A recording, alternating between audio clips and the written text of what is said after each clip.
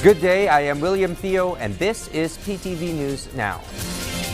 Today, the first Tuesday of the month, 15 more states in the Union will hold bipartisan primaries and caucuses, calling it a Super Tuesday. Voice of America tells us more.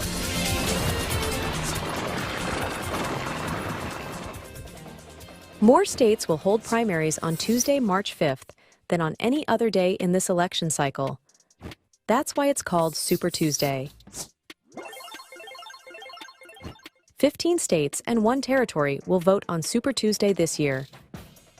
In Iowa, results of the Democratic primary will be announced.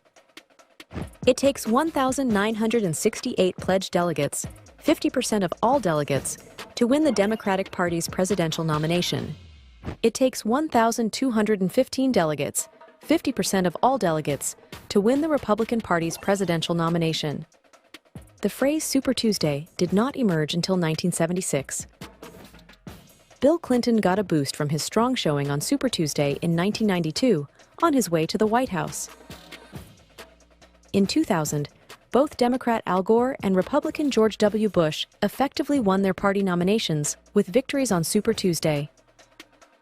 In 2016, Republican Donald Trump won 7 of 10 Super Tuesday contests on his way to winning the party nomination. Candidates who won Super Tuesday and won their party's nomination: Ronald Reagan, George H.W. Bush, Bill Clinton, George W. Bush, Al Gore, Hillary Clinton, Barack Obama, and Donald Trump. Meanwhile, Vice President Kamala Harris reiterated her support for an immediate 6-week ceasefire in Gaza, meeting with a top member of Israel's war cabinet. But analysts note that stopping the conflict hinges on talks the administration won't discuss and that may not yield a deal before the White House's stated deadline, the start of Ramadan. VOA's Anita Powell reports from the White House. Ceasefire, a word that Palestinians have been crying out for months as Israeli strikes target Gaza, may be within reach.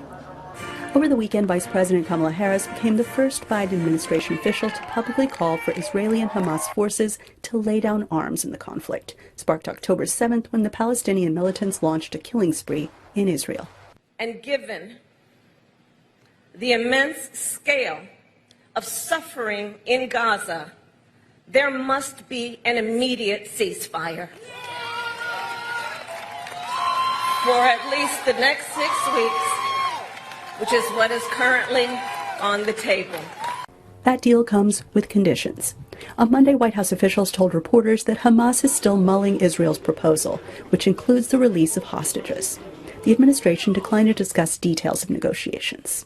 But this debate over Gaza's fate is very public. On Monday, as Harris met with a member of Israel's war cabinet, a small clutch of protesters gathered outside the White House to voice their discontent. Ceasefire and then for 6 weeks?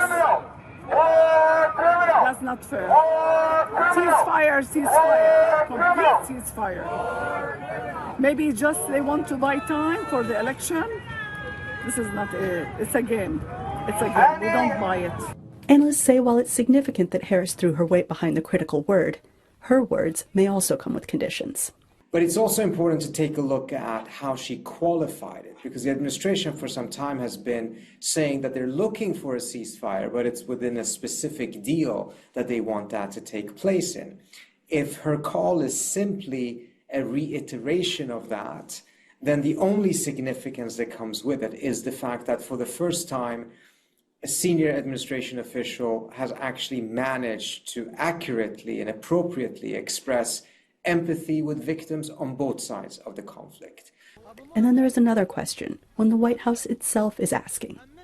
Will Hamas, which the U.S. has designated as a terror group, take the deal to stop an assault that has killed tens of thousands of civilians? The demands that have been expressed so far by the administration, which is the release of all hostages in return for a 6-week ceasefire, I find unlikely to be accepted by Hamas, because they're essentially giving up all their leverage for only a temporary end in the fighting rather than a more permanent state. So I think that's going to be a very tricky thing. Will the smoke clear by the start of the Holy Month? Or will there be more fire? Anita Powell, VOA News, the White House. My Body, My Choice were projected onto the Eiffel Tower in Paris with a special sparkle. Eiffel Tower lights up for women's reproductive freedom. This as the French Parliament voted in Congress to enshrine abortion in the Constitution. France is the first country in the world that offers explicit protection that will further prevent reactionaries from attacking women. This is William Theo. Stay informed, get ahead, get the news right here.